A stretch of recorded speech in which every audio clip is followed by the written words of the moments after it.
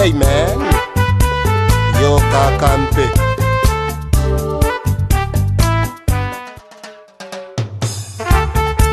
Hey man, yo kakampe.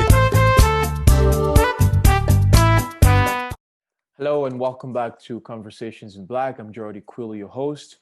This series of conversations is produced by the United Black Caucus Political Action Committee. For these new conversations, we're very happy, enthused to welcome a young but seasoned political organizer. Her name is Ms. Tiffany D. Loftin. She's a former national director of the NAACP Youth and College Division. And now she's the CEO of TDL Strategies, where she does consulting work on political and grassroots organizations and organizing and activism. And for today, we'll be discussing about grassroots political organizing as an instrument for policy and political change, especially for young people. So without further ado, let us welcome and thank Ms. Loftin for accepting invitation. Ms. Loftin, welcome and thank you for accepting our invitation. Of course. Thank you for the work you do. All right. So before we get to more questions regarding the issues here, at first, I just wanted to know how you got into organizing. You know, is it something you've always been passionate about, or like why organizing? Oh gosh. Sometimes I tell my students and my young people, sometimes the problems choose us, and sometimes we have the ability to choose the problems that we want to work on. In my case, my mother moved to Los Angeles, California from New Orleans, Louisiana at a very young age, met my dad, and I was the first child that they had. I have two younger siblings. And my mom had one wish for me, make sure you go to college and make sure you graduate. And I said, okay, cool. You told me to do that. That's what you want for me. I'm going to do that. And the school that I ended up applying to that I wanted to get into, I didn't get into. It was UCLA because it was down the street and I was from Los Angeles. And I ended up getting into a university in Northern California, the University of California, Santa Cruz.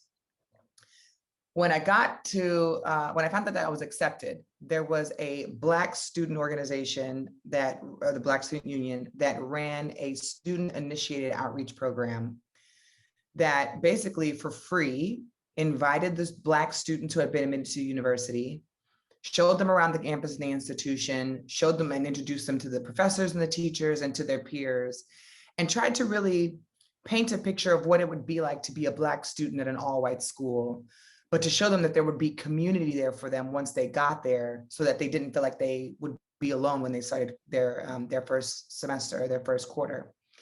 And after that trip, I decided, I was like, oh, I love this school. I love the Black people at the school. I love the upperclassmen. They've already told me they're going to make sure they look out for me when I get there. Like, that's the school I'm going to go to.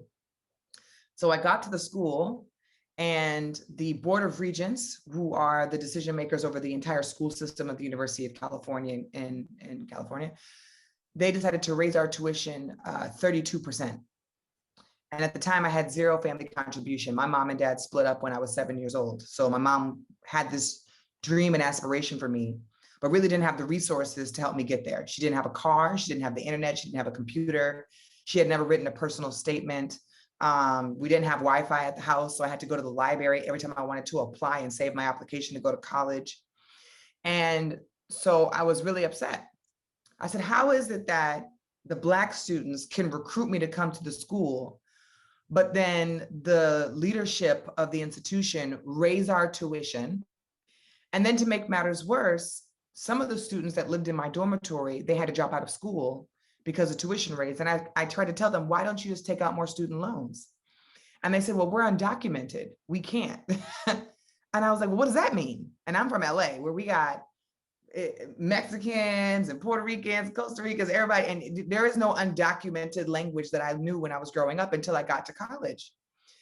And someone came to my door. They were upperclassmen. We're still friends to this day. They actually just had a baby. So congratulations to Victor. He came to my door with a postcard. He was a volunteer organizer with the student government on campus. And he said that the postcard, if I signed it, would be sent off to my elected official in Congress in Washington, D.C. And it would be me telling them that I strongly encourage them to pass what's called the Federal Dream Act. And so I was like, well, I don't know what that means. And so he explained to me what the Federal Dream Act was. And I said, wait a minute, this piece of legislation could have helped my friends who had to drop out of school.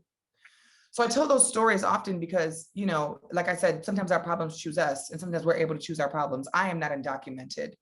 But in that moment, there was a spark, a light bulb, if you will, that came off for me that said, if I do this and send a clear message to the elected official, then the elected official has to pass this legislation that will then help the people on my floor not drop out of college. If I got involved in activism then, and I organized at my university, then maybe we'd be able to recruit more Black students here, and it wouldn't be the Black students' responsibility to keep us at the school. Maybe it'd be the university's responsibility.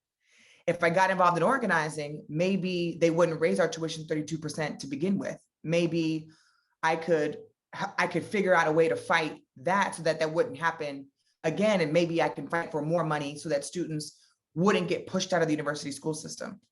So all of that excited me. It moved me to get involved. It encouraged me to participate in the student government. It encouraged me to have conversations with other students to find out if they were upset about the same thing and how could we fix it together in community. But then my third year of college, I was the vice president of the entire institution. There were 18,000 students at the school. Less than 200 of us were Black. Out of all of the students that were there, I was running for president of the student government. And somebody hung a noose on my campus. And I found out while I was in Sacramento, our state capital, fighting against tuition increases again. So the work that I had been doing had not favored a certain community. I mean, you know, I was involved very heavily in the African-American politics on campus and the Black student fight for liberation across the nation. And I was actually the chair of the People of Color of African Descendants Caucus at the National Organization for our Student Government and for our student union. But it wasn't until somebody at my school, a peer, presumably because we never found out who did it, hung a noose at my university that I actually said, my livelihood and my safety is on the line. And the university did nothing about it. And that's where I got upset. Before that, I wasn't upset. Before that, I was just trying to fight. Now I'm like, oh no, I'm pissed. You guys, I've been doing all this work and you guys are not going to do an investigation. So those things for me have really shaped my consciousness around what it means to organize in community. And I never thought that I would be where I am now, organizing on a national level for the issues that I'm working on, but I would rather be nowhere else. It's really incredible work that I get to do with my life. Interesting. And that's actually a good transition to my next question, because it ties to, unfortunately, with the murder of George Floyd, it sparked this, global awareness and consciousness about, anti-Black racism, around the globe. And especially with the Black Lives Matter movement and stuff like that. And that brought home the necessity, especially for a lot of people, of institutional organization, because unfortunately we saw for a lot of, especially young people, it sort of looked like it was just like an outrage, was just like protest, but it didn't have sort of like an instrument or proper structure how to channel those frustration or outrage. And brought me back to when I was following like Kwame Ture, like Stokely Carmichael, who was talking about the difference between mobilizing and actually organizing people. And then he used like Malcolm X as an example. He said everywhere he'll go, he'll set up a mosque or anything just to make sure that they have an institution, a structure. So, and especially in the United States, I mean, most young people see they're not really involved that much with the legacy civil rights movement, sort of like new way of getting involved. So from your perspective, why is it important, especially for young people, to sort of regain that institutional or organizational organizing, whereas opposed to just, some people feel like we're just going to march or raise awareness on social media, it can be Instagram, Twitter, Facebook, or whatever, but there's no really follow-up, because at the end of the day, when we have political issues, we need political solutions, right? So how do you think it's important really to stress with young people, organizing, creating those structure, having those infrastructure institutions where you can channel your, policy proposal or activism is really important? That was a long question. There's multiple pieces to it, and I don't want to Yes. forget. So I think that, let me start here. I think for what we saw last year, in 2020, it was a very different set of circumstances that we're still studying, that I would not compare to the organizing work that's been happening for the last decade or more.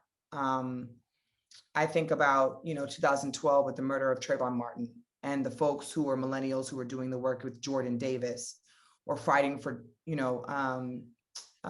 Sandra Bland, and fighting for all of the names, all of the hundreds of names that are on the local level that haven't gotten national or global attention.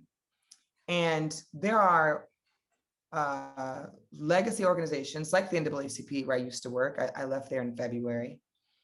And I think about last year's engagement with these, I'm calling them like spontaneous protesters, right?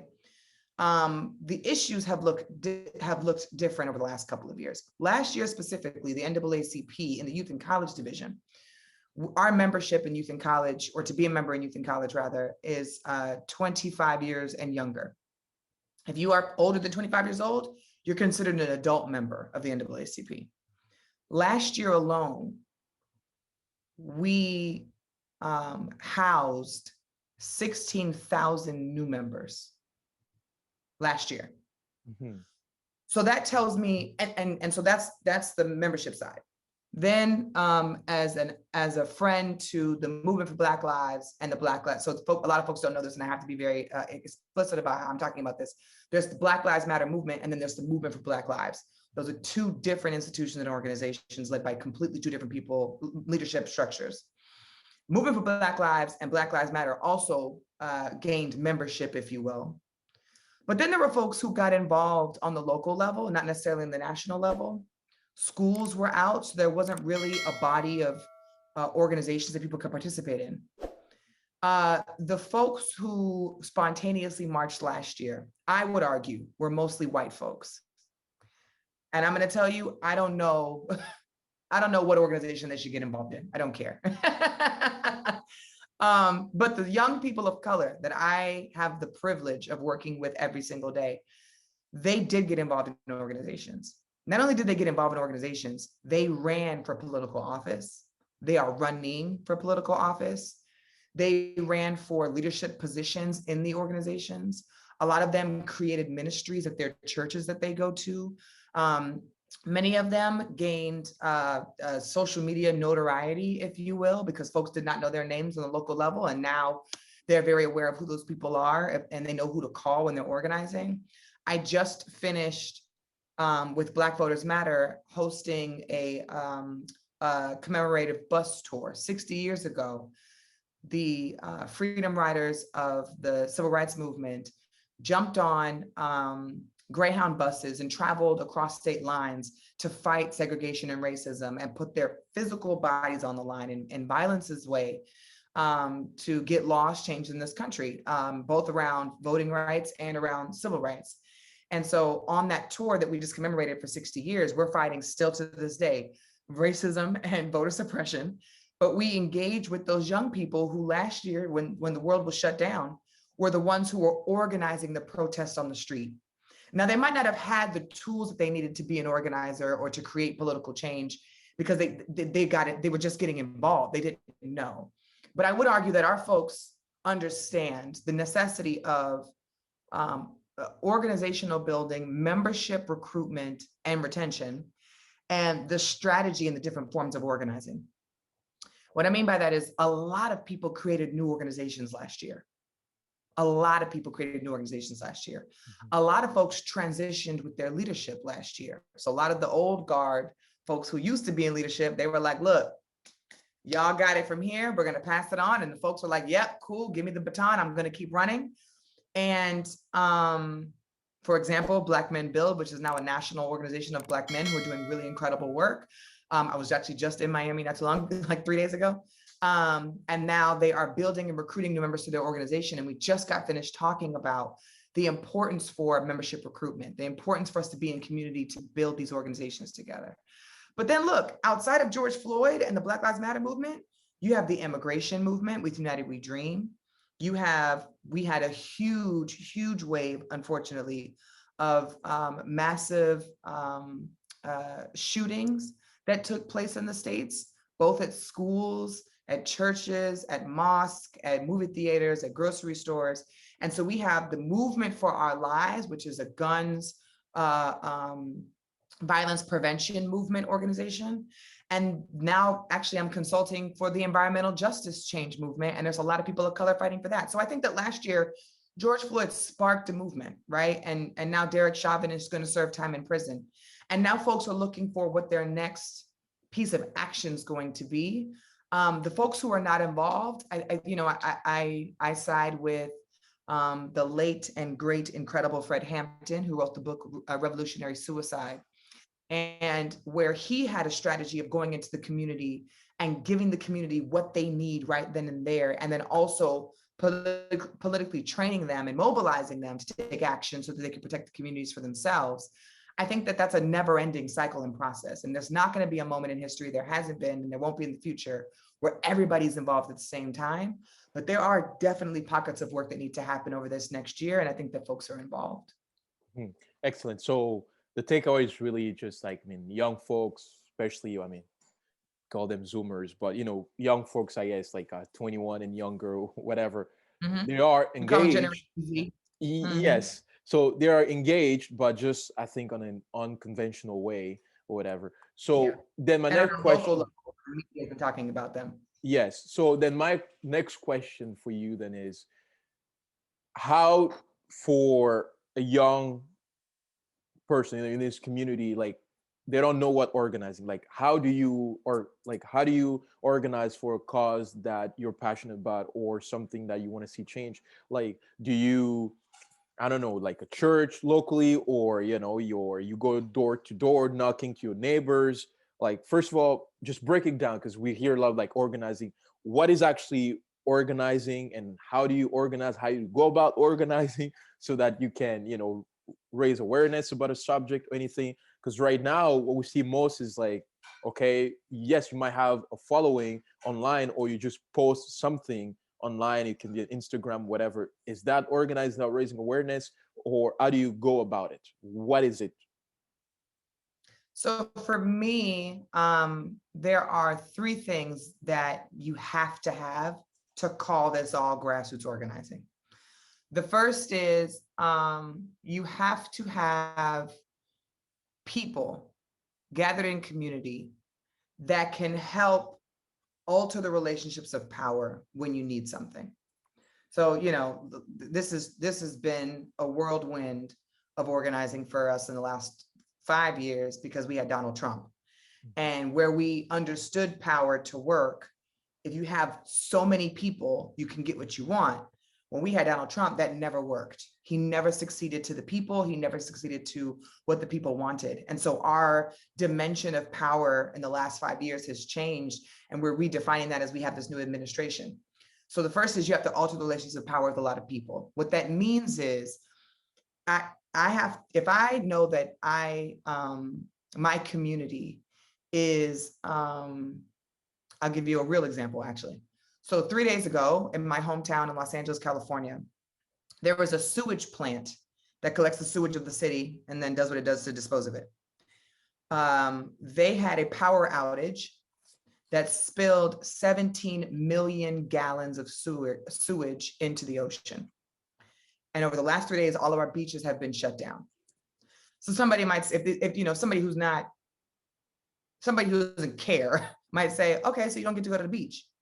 But actually, when we look at the impacts of what that means for our climate, what that means for the animals in the water, what that means for our health in the community, especially the folks who live on the coast, what that means for the plant and the impacts of that long term, and the type of water that we get from the ocean and what we need, and the food that we get from the ocean. There's a lot of things that go along with that. And so folks might get upset about it, but they won't know how to engage or how to fix it, or they won't know how to prevent it from happening next time. In order to do that, we have to alter the relationships of power. People have to understand, not just know, but understand that government is not in charge of the people, that the people are in charge of the government. Alter the relationships of power.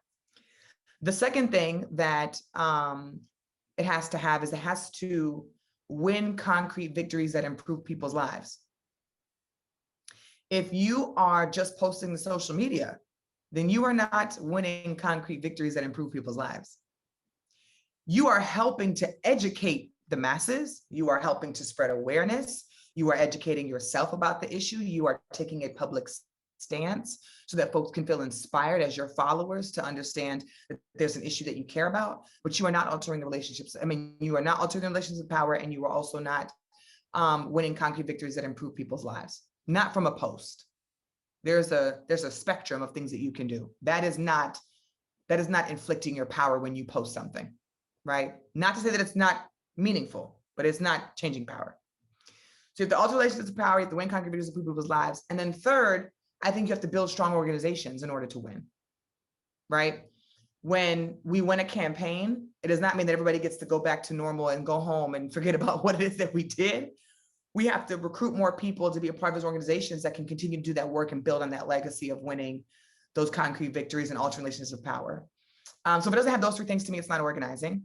And how I do this is very simple. One, I want to just stress this, because organizers and activists get labeled a lot of ways and we do a lot of things, is that we're not going to be able to, I cannot solve all the problems in the world, right? It's going to take community and everybody else to do all these things.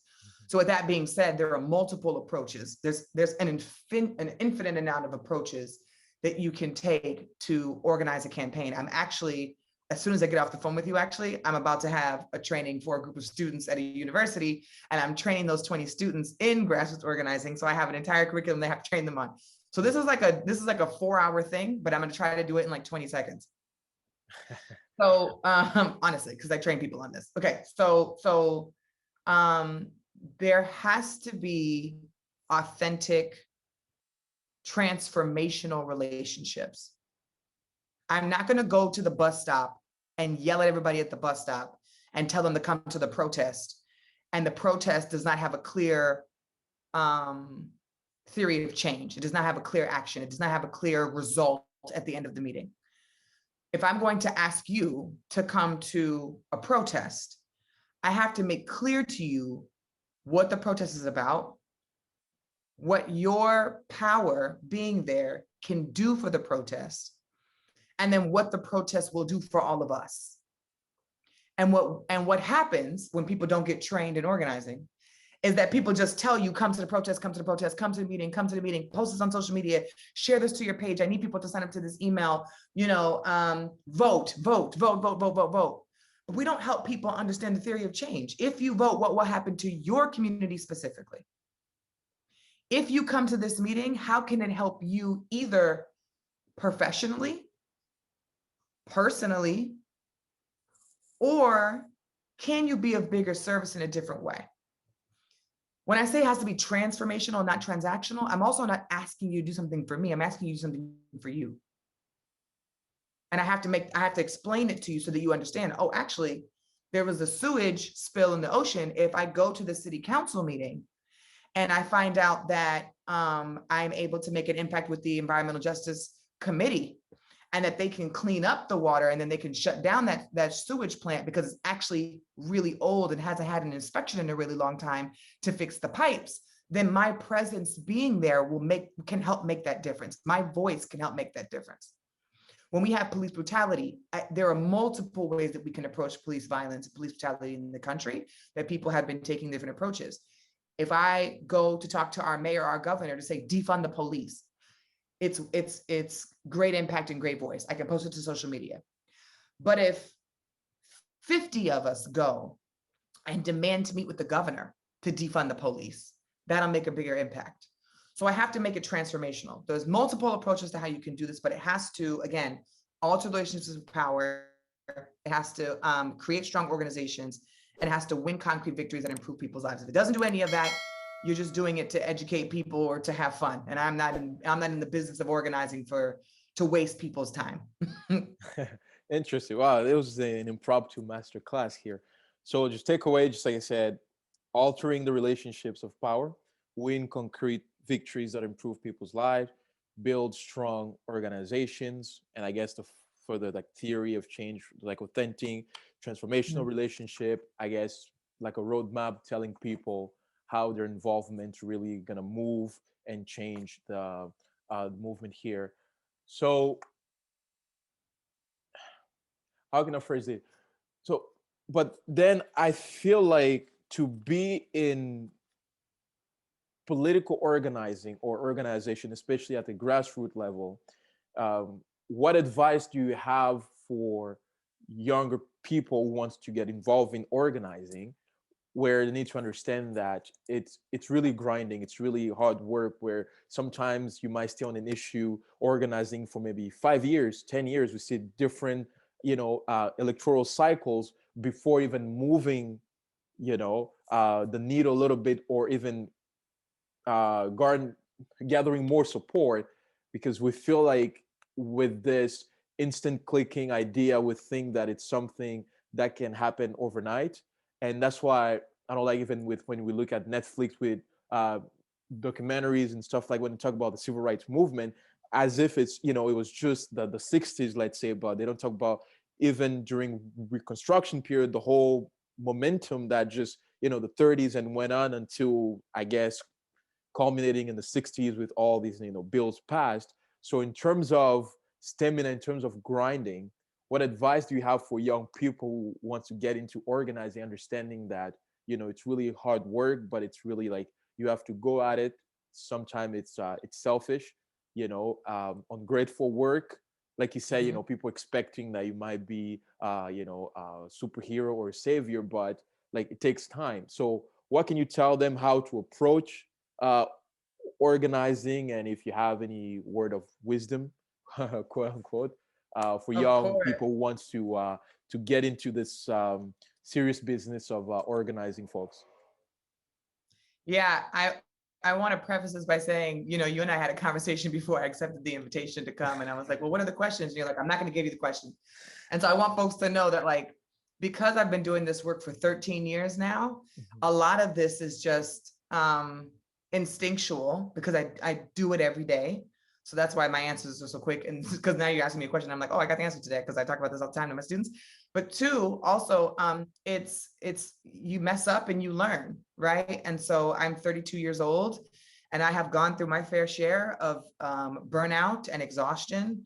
And so it's funny, because I have a big brother, his name is Jeff Johnson in the movement, and he actually served as the national director for the NAACP before me. And he was on Instagram Live the other day, and I asked him, he said, ask me any questions you want. And I said, well, how do you prevent burnout and grinding? And he was like, well, the idea of grinding is like to shave and take things off of each other. When you're grinding, you're ruining whatever the sphere is in the screw, right? And so when you're grinding, you're actually messing it up. And nobody wants to grind so much that they mess everything up.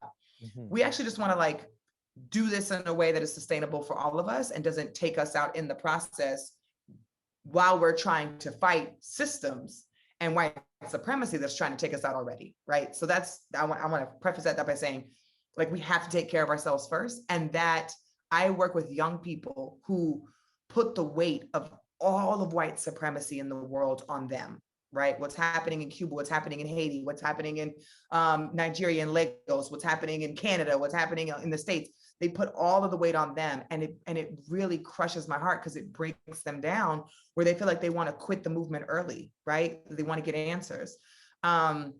Or even worse, they watch other leaders in the civil rights movement that I would call civil rights movement today, get attacked both in person and on social media. And they're like, well, I don't even want that life, right? Like, I never want to just go to the grocery store and somebody attack me because of my views. Like, I'm gonna just step out of this. So we have to take care of ourselves. And I don't believe in this idea or this word anymore of grinding. I had to fix my language around that because I was like, we're not trying to grind ourselves to death. My advice to young people is this. It's very simple. The first thing that every person should be doing is they should be offering their talents, whatever the talent is. I don't care if it's juggling or if it's, I have a friend who's a magician.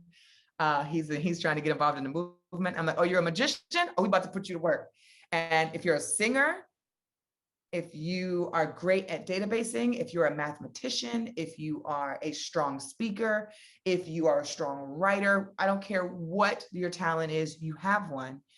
And my advice to young people all the time who want to get involved is to give that talent freely to an issue that you care a lot about. Second, I want you to volunteer for a movement. Notice my words, because I said organization first for talents. Now I want you to volunteer for a movement that has nothing to do with you. I am not undocumented. I've been supporting the undocumented community for a very long time, fighting for immigration. Whatever their asks are, I'm going to echo them, right? Whenever they need somebody to show up to the protest, if I'm able to be there, I'm coming. When I am thinking about voting rights, I am thinking about how it impacts undocumented folks. When I am going to cast my ballot as a citizen of this nation, I am thinking about my choices and how they might impact the transgender community. I'm not transgender, right?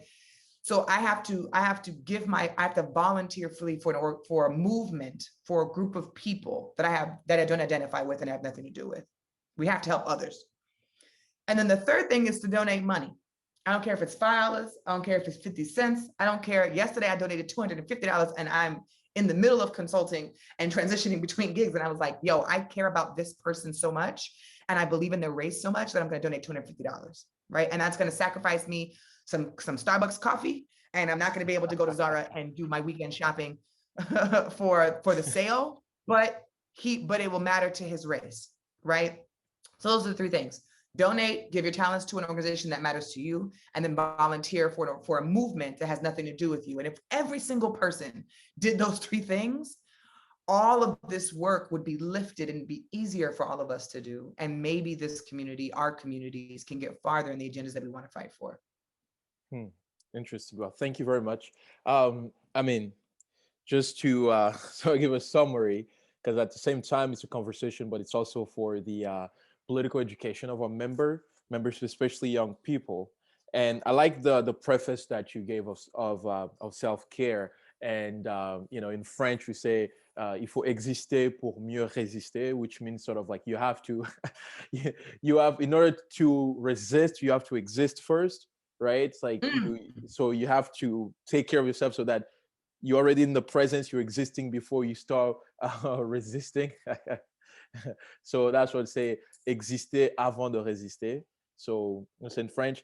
And so first we say offer your talent freely to an issue you care about, whatever your talent is, if it's writing, singing, poetry, communication, whatever the case may be. Second is to volunteer for a movement that has nothing to do with you. And you give a good example, you're a citizen, but you want to fight for undocumented immigrants and other cause.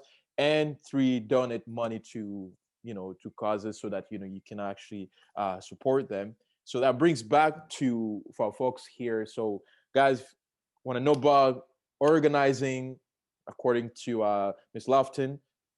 The first thing is to alter the relationships of power, very important. Second of all, to win concrete victories that improve people's lives. And three, to build strong organizations. And sort of not really fourth, but sort of in the mixer theory of change, sort of to authentic, transformational relationship with people is just like because you want to garner support. So you sort of have to give them, I guess, a roadmap, a clear indication of how their involvement will move the needle or change, the cause of the movement. So that's a summary. So Ms. Loftin, thank you very much. I know you're busy. You have to attend to other things, so we won't keep you for too long. So thank you very much for accepting our invitations. So before we conclude, do you have any cause that you're involved with lately that you want to raise awareness, where we can share with our membership, so and how to get involved, even here from here in Canada, how to get involved, if we need to donate to a cause or anything? You know what? Actually, you don't know this about me, but let me tell you a quick story. So right when I graduated college, I graduated from the University of California, Santa Cruz. I was a part of a national organization called the United States Student Association. You will have the Canadian Federation of Students. And I was elected vice president. And then the next year I was elected president of that national student union organization. When I was there, Ahmad Awad, I think is his name, and Sandy Hudson were the president and vice president of the Canadian Federation of Students. I really hope I got Adam's name right. If I don't, I apologize. And they invited me to be a keynote speaker to Canada. And I had never left the country. I didn't even have a passport. So I had to get a pat one. And then I went to Canada, and I came to Canada. I was a keynote speaker at the convention there. And I learned so much from you all, and there was so much international solidarity that existed and took place. And now looking back at Black Lives Matter and what we're doing now, and Sandy, who used to work with the Canadian Federation of Students, is also with Black Lives Matter, I think about the advice that I'm going to give, which is folks will be, in the legacy of our ancestors, folks will be stronger and better organizers when they take a global perspective at the issues that we have at hand. None of these, even though we want to do hyper local organizing, these are global issues. The cause that I would say, I mean, it's kind of hard because y'all, Canadians, we love y'all and y'all love us, but y'all can't vote. So right now we're facing a lot of voter suppression that's happening right now. There's a lot of voter suppression. Yeah. There are two big pieces of legislation, both the For the People Act and the John Lewis Voting Rights Restoration Act. You talked earlier about the civil rights movement and how they were fighting for legislation that happened years later. Now our elected officials are rolling back those protections for people to vote and participate in our democracy. And so however you all can be helpful, I think the way that y'all can be helpful is one, making sure that when you're talking to folks in America, you're reminding them of how important democracy is, and then sharing the model and example of what democracy looks like for all of us, people of color and not people of color, so that we can get the world that we want. But I think that right now our two biggest fights are going to be that, because we have 2022 midterm elections, and then we have another presidential election in 2024. And if these pieces of legislation don't get passed, we'll see completely different results that we don't want to see in the next two election rounds. So however y'all can be helpful with that, you can donate to a local organization. I would advise you donate to the Black Lives Matter, NAACP, and specifically Black Voters Matter. You can go to Black Voters Matter Fund, FUND.org, and you can donate to the work that we're doing to register Black voters around the country. All right. Well, thank you very much. That's it for us, guys. Thank you for watching Conversations in Black. We had a special guest today from the United States of America, Miss Tiffany D. Loftin. So stay tuned for another conversations with another organizer about political education. And we'll see you next time. Thank you. Bye-bye. Hey man, yo kakampe.